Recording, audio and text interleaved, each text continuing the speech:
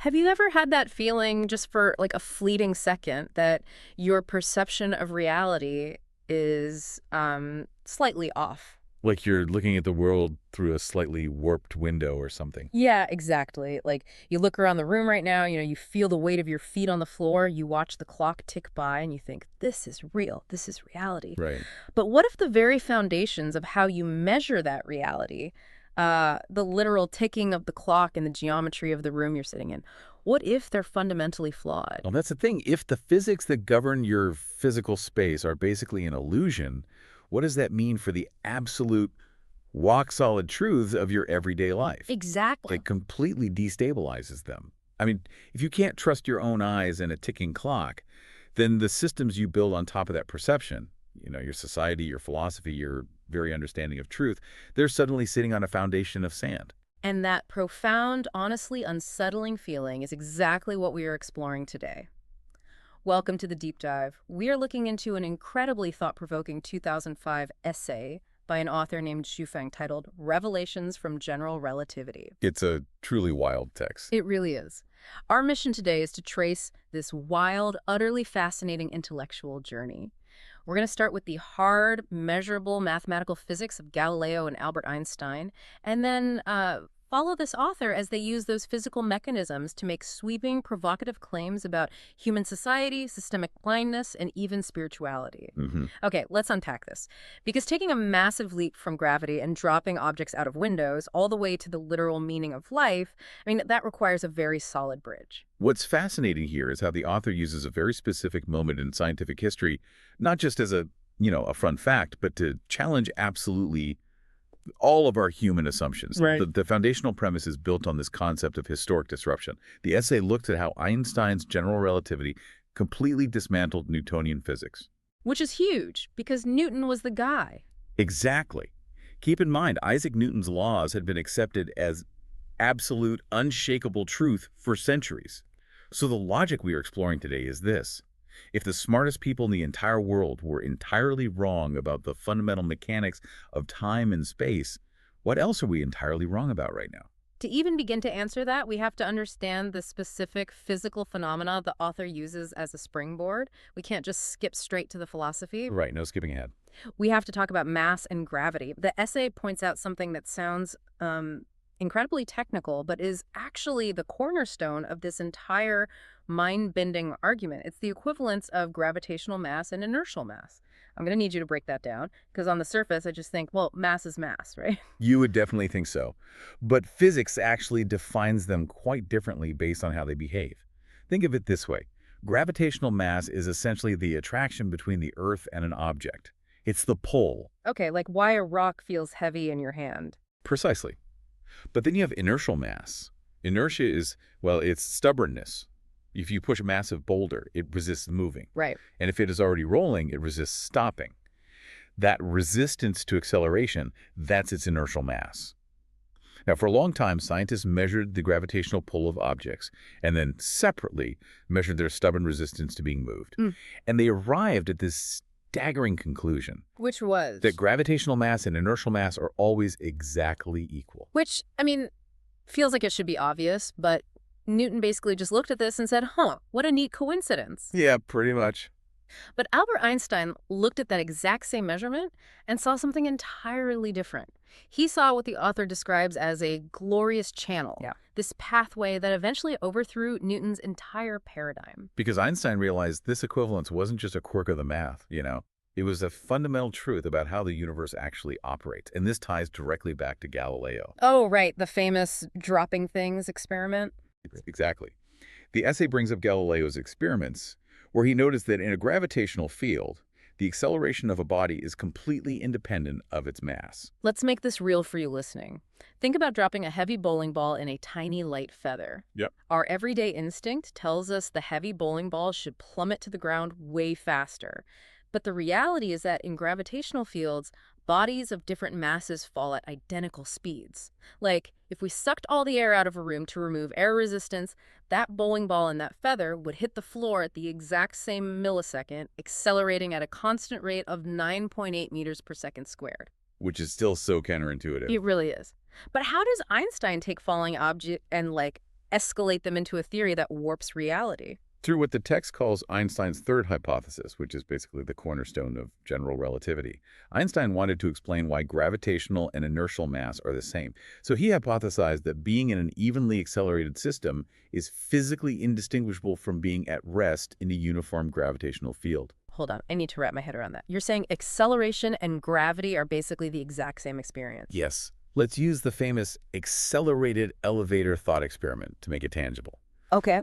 Imagine you are inside a windowless elevator. You drop an apple, and it hits the floor. You might assume, you were sitting on Earth and gravity pulled it down. Right, because that's what happens every day. But what if that elevator is actually floating in deep, empty space, far from any planets, and there's a rocket pulling the elevator upward at 9.8 meters per second squared? Oh. The floor would rush up to meet the apple. Exactly. So it would look and feel exactly like gravity. Exactly. And from this, Einstein deduced a fourth hypothesis, that natural laws are the same in all these systems. Now imagine a spot of light shining horizontally through a tiny hole in the side of that accelerating elevator in space, aiming for the opposite wall. Okay, shining across the elevator. Because the elevator is accelerating upward while the light is traveling across, the observer inside the elevator will see the beam of light curve slightly downward toward the floor. Because the floor is catching up to the light beam as it travels across the room. Yes, exactly. But remember the third hypothesis. Acceleration and gravity are fundamentally equivalent. Right. If acceleration bends the path of light inside the elevator, then a strong gravitational field must also bend light. Observers usually neglect this because the mass of light energy is incredibly small. But the essay points out it has been physically proven. Wait, physically proven how? Light traveling from distant stars that passes close to our sun is physically drawn toward it. The sun's immense gravity literally bends the path of the light. Here's where it gets really interesting. Because the moment you accept that gravity can literally bend light, you break the fundamental rules of reality as we know it. You really do. We are moving from the mechanics of gravity into the actual geometry of the universe, and it is a bizarre, deeply unsettling geometry. It is. The text asserts that because of Einstein's conclusions, the world we live in is not Euclidean. Euclidean geometry is, the standard math you learn in elementary school. Flat planes, straight lines, predictable angles, where the inside of a triangle always adds up to 180 degrees. But the author is arguing that the real universe doesn't play by those rules. If space itself is bent by gravity, then straight lines don't really exist. No, they don't. To help visualize this, for you listening, imagine drawing a triangle on a flat piece of paper.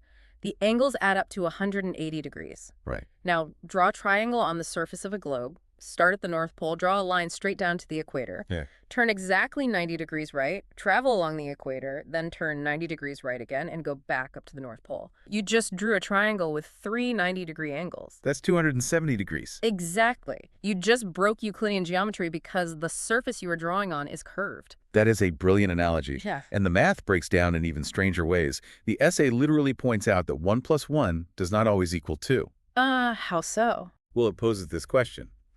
What is the speed of a photon plus the speed of a moving train? Well, in standard math, you just add the two speeds together. Like if you throw a baseball forward at 50 miles an hour from a train moving 50 miles an hour, the baseball is going 100 miles an hour relative to the ground.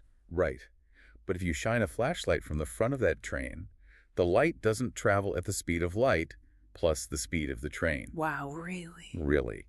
The speed of light is a cosmic, unbreakable speed limit. You cannot just add a train speed to it and get a faster speed. The math simply fails. It fails because space and time themselves bend and stretch to accommodate that cosmic speed limit. Exactly. Which leads us to the wildest physical proof in this essay, the atomic clock experiment. And this is vital for understanding the philosophical arguments later. Is my favorite part of the essay. Imagine you have two perfectly synchronized, incredibly precise atomic clocks. You leave one at the foot of a tall mountain, and you take the other one all the way to the top of the mountain. You'd assume they tick perfectly together forever. But they don't. No. The clock at the bottom of the mountain is closer to the center of the Earth, meaning the gravitational field is slightly stronger there than it is at the very peak of the mountain. Okay. And because gravity warps the fabric of space and time actually moves slower where gravity is stronger. Think of gravity like molasses. The closer you are to the massive object, the thicker the molasses and the slower time drags. Meaning The clock at the bottom of the mountain, down in the stronger gravity, ticks slower. The clock at the top of the mountain, in weaker gravity, ticks slightly faster. They diverge. Yes. My head, which is further from the center of the Earth, is literally aging infinitesimally faster than my feet. Time is not a constant, steady metronome ticking in the background of the universe. It is a flexible, rubbery substance. It really is. Yeah. And if we connect this to the bigger picture, we arrive at the author's primary revelations about general relativity. Hmm. Synthesizing all these bizarre physical facts, the author argues that space and time are not absolute.